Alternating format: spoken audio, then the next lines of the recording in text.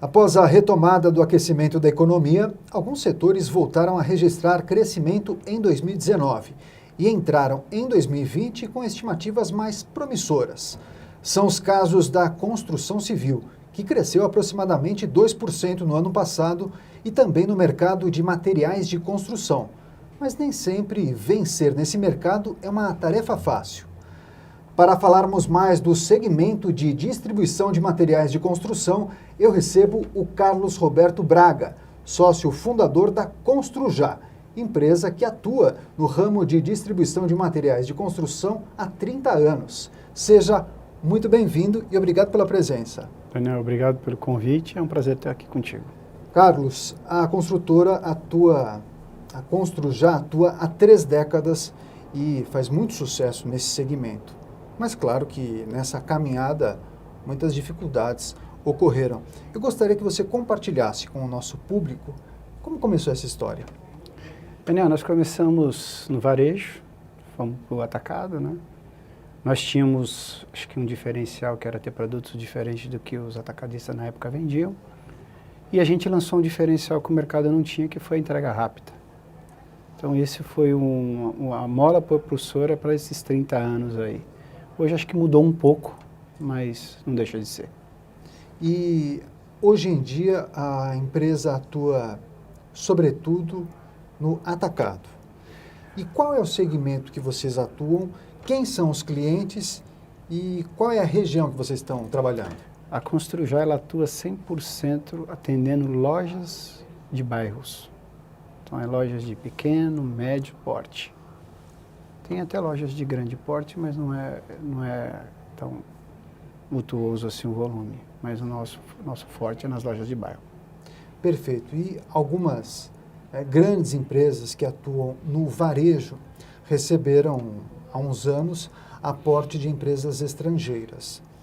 Como funciona e como está posicionado o segmento do atacado? Também existem players que recebem investimentos de grandes companhias estrangeiras? Conta pra gente um pouquinho disso.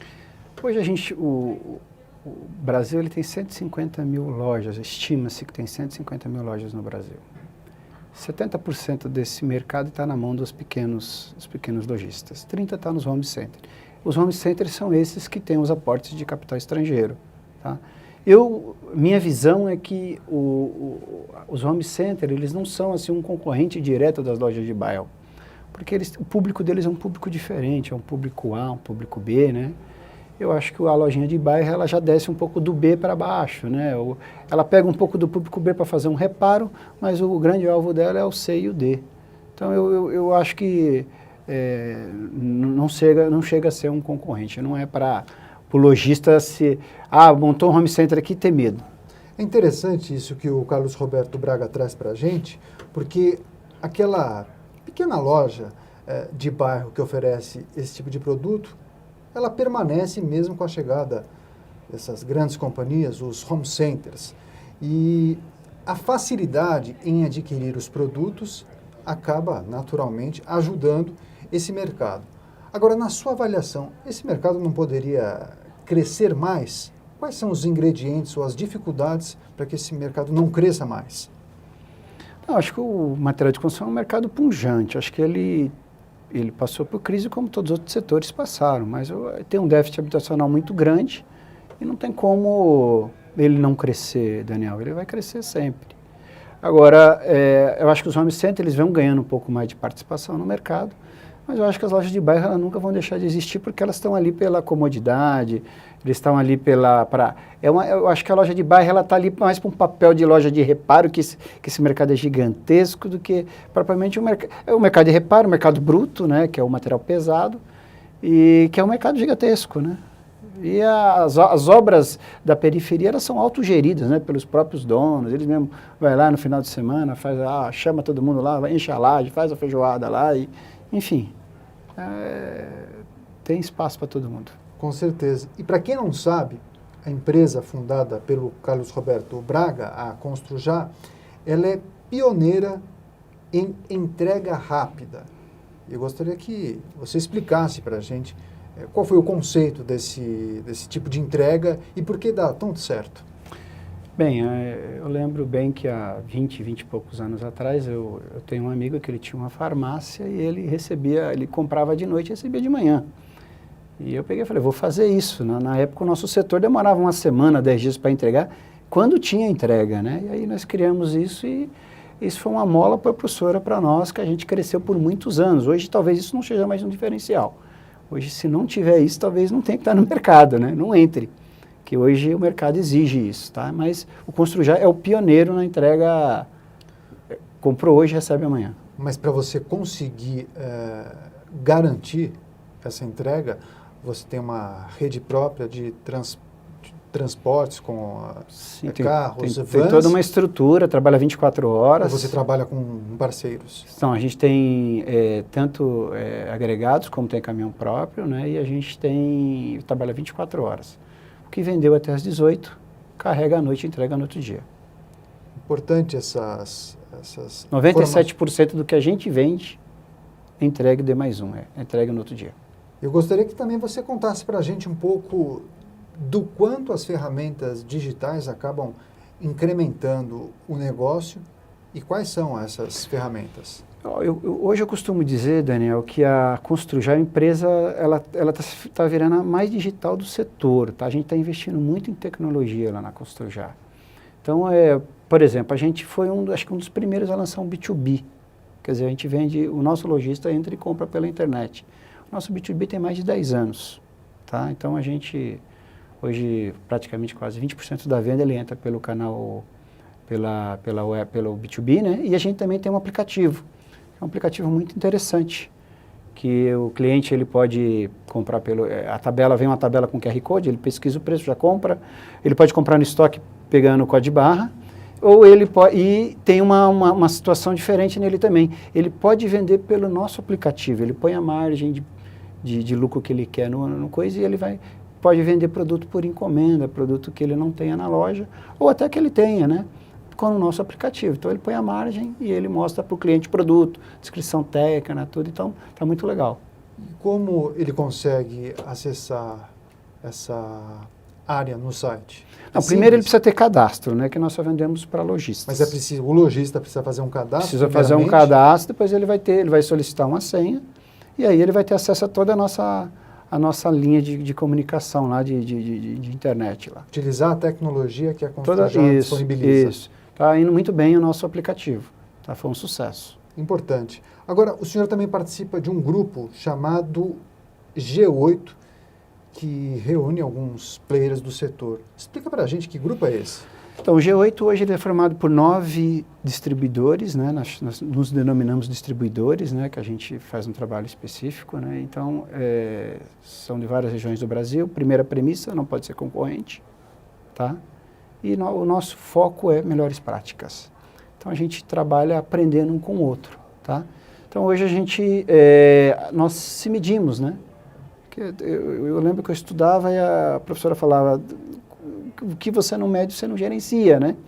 E como você vai medir, se um concorrente vai te dar quanto ele faz ali, um indicador dele, ele não vai te dar um concorrente.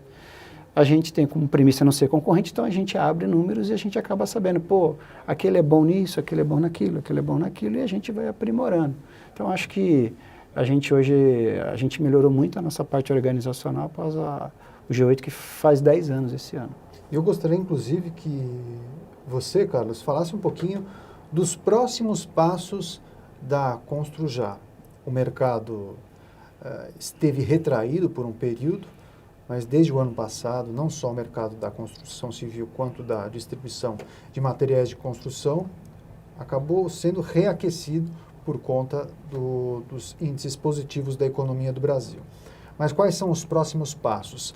Há uma programação, um planejamento de expansão, ou por enquanto vocês vão focar os esforços nas unidades hoje que já funcionam? Daniel, o Construjá nesse período de crise, ele focou muito na parte organizacional. A empresa hoje está pronta para crescer. Então, se a oportunidade chegar, nós vamos abraçar. Então, se tiver que crescer 10, que vai crescer 20, que vai crescer 30, a Construjá está pronta hoje. E para o setor? O que você, como empresário, espera? É difícil hoje a gente falar. Hoje dá uma dor de barriga lá na China, o problema vem para cá, né? É difícil, né? A gente faz planejamento, nunca foi difícil planejar, né? Porque as variáveis externas, ela influenciam muito hoje, né, Daniel? Por isso que a gente fala, o crescimento, se ele vir, nós estamos prontos para abraçar ele.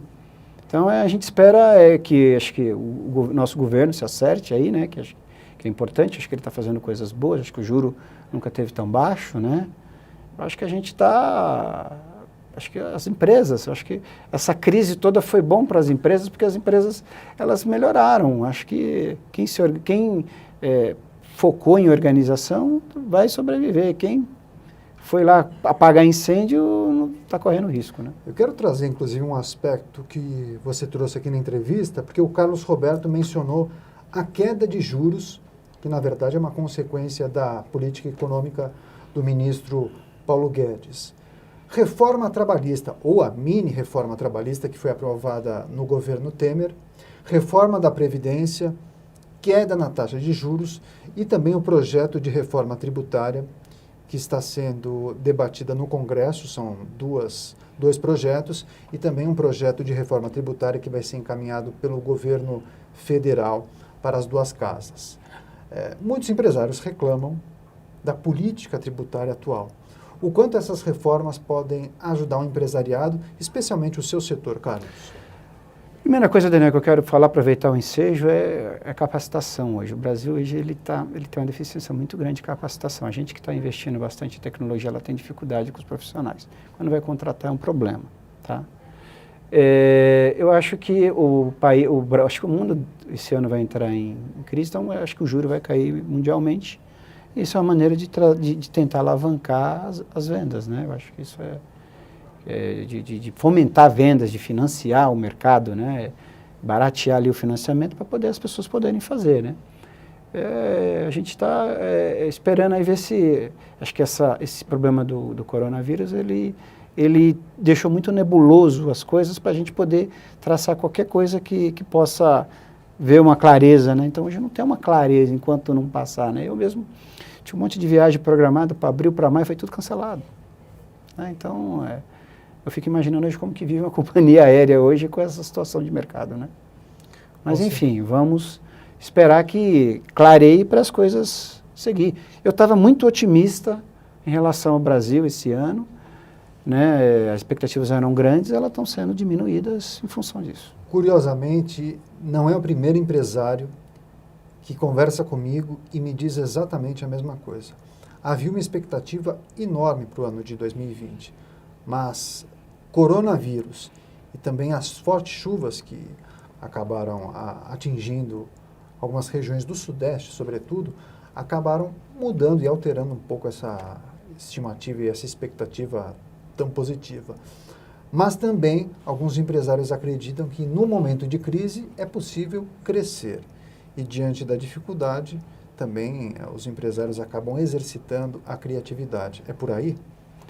Com certeza. Acho que o Brasil ele tem muita oportunidade. E nas crises, às vezes, que surgem as oportunidades. Então, você tem que saber abocanhar essa oportunidade. Eu acho que o coronavírus é uma coisa que veio à parte. Quando você fala, teve um incêndio, teve inundações, essas coisas, é uma coisa que às vezes destrói e vai ter que construir, ele gera demanda para a gente também, né? Então, de uma maneira ou de outra, acontece. É uma coisa... Talvez não seja imediato, mas a médio prazo. É um fato negativo, mas é um fato que vai trazer consumo, não tem jeito. Perfeito. Importantes informações trazidas pelo Carlos Roberto Braga. Ele é o fundador da Construjá, empresa que atua há 30 anos no mercado de distribuição de materiais de construção. Eu gostaria, claro, que você compartilhasse com o nosso público que gostou da entrevista, que gostou do que você falou, que compartilhasse os seus contatos e também como encontrar a Construjá, tanto nas lojas físicas quanto no ambiente digital. Por favor. Vocês lojistas, né, acho que quem ainda não comprou do Construjá é uma oportunidade. Acho que a Construjá hoje ela oferece uma linha de produtos diferenciadas e a entrega rápida, e a gente está investindo muito em tecnologia. Acho que vale a pena vocês verem aí, que é importante. O nosso aplicativo está nota 10, www.construja.com.br. 2732-2000 é nosso televendas. Carlos Roberto Braga, ele é o fundador da Construjá, participando aqui do Empresários de Sucesso. Muito obrigado por sua participação. Foi um prazer. E volte mais vezes ao programa. Se Deus quiser. Ponto final nessa edição. Eu agradeço demais a sua companhia e audiência. E até a próxima. Tchau, tchau.